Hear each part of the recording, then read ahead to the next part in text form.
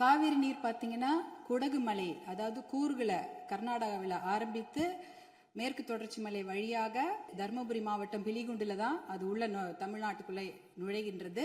கிட்டத்தட்ட 800 கிலோமீட்டர் அது டிராவல் பண்றாங்க. அந்த காவிரி நதி நீர் பார்த்தீங்கன்னா 800 கிலோமீட்டர் கர்நாடகாவிலிருந்து தமிழ்நாட்டுக்குள்ள டிராவல் பண்றாங்க. அந்த காவிரி நீர் வந்து பிலிகுண்டுலேருந்து ஒகேனக்கல் வருது. அதுக்கப்புறம் மேட்டூர் அணையை நிரப்பிட்டு பவானி, ஈரோடு, திருச்சி போன்ற இடங்கள்லாம் வந்துட்டு கடைசியாக பூம்புகார்ல கடல்ல கலக்கிறது. இதுதான் அந்த காவிரி நீருடைய டிராவல் மேப். இதுல பாத்தீங்கன்னா 320 கிலோமீட்டர் மட்டும்தான் கர்நாடகாவில் காவிரி பாய்கிறது. பார்டர்ல வந்து 60 கிலோமீட்டரும் தமிழ்நாட்டுக்குள்ள 420 கிலோமீட்டர் காவிரி நதி நீர் ஓடுகிறது. அப்படி என்றால் நமக்கு தான் அதிகமான உரிமை. அப்படி என்றால் கிட்டத்தட்ட 740 டிஎம்சி தண்ணீர் காவிரி நீர் இருக்கிறது என்றால் அதற்கு அதிகமான உரிமை நமக்கு தான் இருக்கிறது. கிட்டத்தட்ட 400 டிஎம்சி தண்ணீர் வந்து தமிழ்நாட்டுக்கு உரிமையான தண்ணீர், நமக்கு பாதிக்கப்பட்ட தண்ணீர். ஆனா நாளடைவில் அதை குறைஞ்சி 205 டிஎம்சியா குறைச்சிட்டாங்க. 177 டிஎம்சி தண்ணீர் தான் தமிழ்நாட்டுக்கு என்ஷூர் பண்ணியிருக்கிறாங்க. அதாவது அந்த காவிரி நடுவர் மன்ற தீர்ப்புல பாத்தீங்கன்னா Karnataka has to ensure to give Tamil Nadu 177.25 TMC தண்ணீர்னு அங்க வாக்கியங்கள் வருது.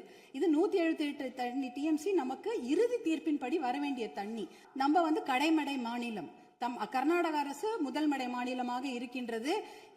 சுப்ரீம் கோர்ட் உச்சநீதிமன்ற தீர்ப்பின்படி கடைமடை மாநிலத்தின் அனுமதி இல்லாமல் எந்த ஒரு கட்டுமான பணியும் எந்த ஆற்றுப்படுகையிலும் கட்டக்கூடாது. குறிப்பாக காவிரி நதி நீர் மேல கட்டக்கூடாது. ஆனா 4 டேம் இருக்கு. 1931 கிருஷ்ணராஜசாகர் டேம் இருக்கு.